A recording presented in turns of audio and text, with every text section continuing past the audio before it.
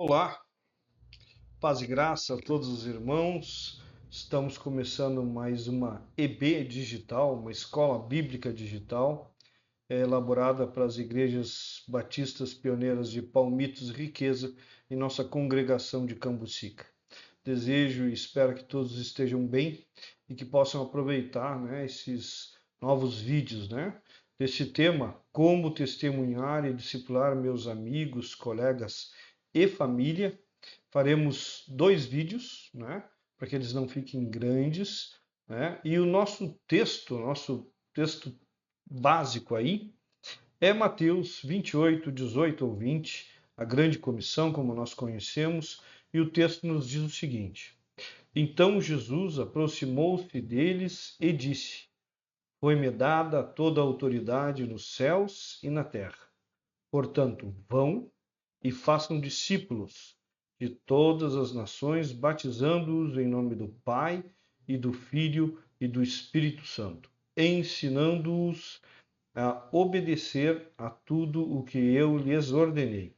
E eu estarei sempre com vocês até o fim dos tempos. Queridos, texto maravilhoso, texto poderoso. Eu fiz duas anotações em vermelhos aqui nesse texto, nos verbos, principalmente, ali no vão, que muitas vezes é traduzido por ide, né? Ele é um particípio, é um adjetivo verbal, dependendo da onde ele estiver e com quem ele estiver, ele toma ou sentido de adjetivo ou de verbo. Nesse caso aqui, ele é um verbo, certo? Ele está no presente, então ele vai nos dar essa ideia linear de continuidade, Vai dizer, ó, vão onde forem, onde continuem indo e fazendo, Ele está também aqui ligado ao verbo principal, que é façam discípulos, É o verbo mais forte aqui, que está no imperativo. O imperativo é uma ordem. Jesus está dando uma ordem. Onde vocês forem, façam discípulos. Por onde andarem, façam discípulos. Então o Senhor está dizendo, ó, não importa os seus caminhos, teu caminho é fazer discípulos. Ok? Então, já com essa pequena explicação aí de saída, nós já vamos ter um norte para a nossa vida cristã. Bom, como elaborar o meu testemunho? Primeira coisa, queridos, deve ser verdadeiro. Não invente, não transforme o seu testemunho numa novela mexicana, colocando um monte de emoções. Não. Fale claro, seja conciso, 3 a 5 minutos, E fale a verdade.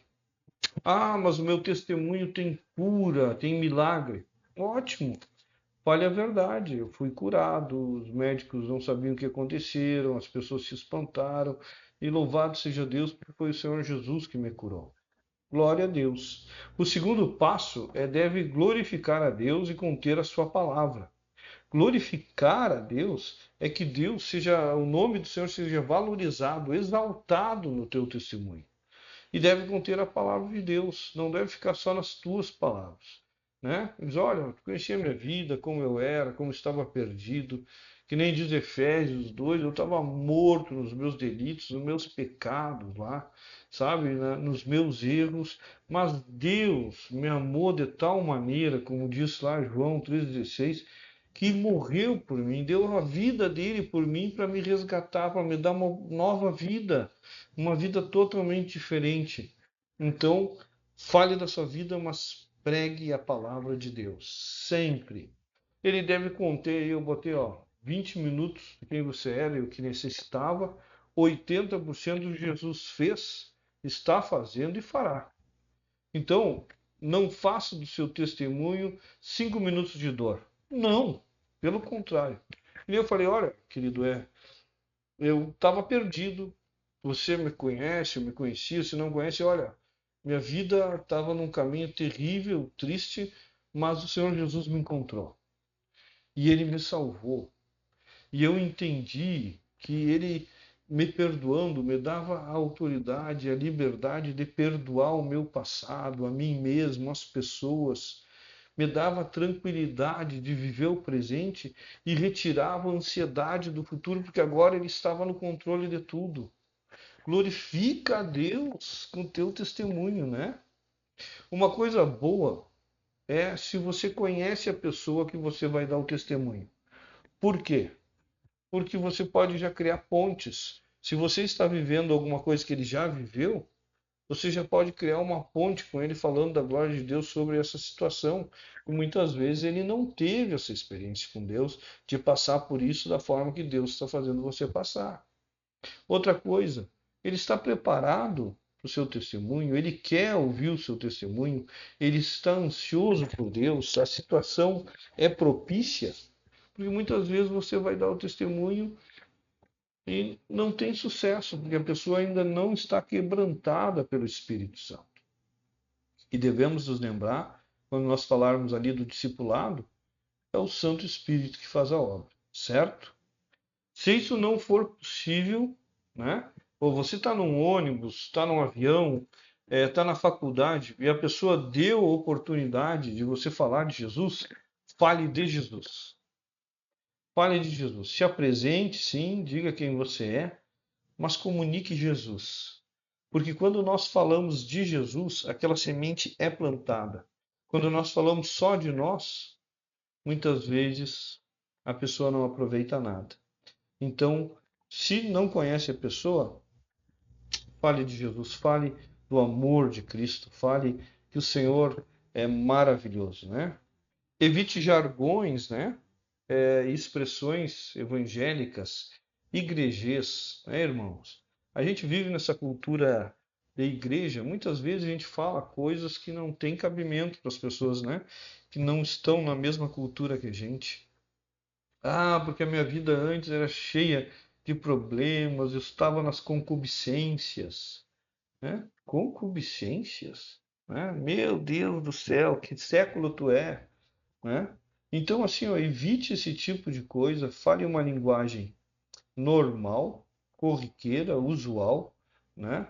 Então, assim, ó, evitando esses jargões ou expressões, ou valorizando, né? Oh, o capiroto vinha me perturbar. Que capiroto? O cara nem sabe quem é o capiroto, né? O capeta. Não, calma, gente.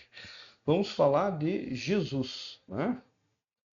Escreva e treine em casa, peça opiniões dos seus líderes e pastores, certo?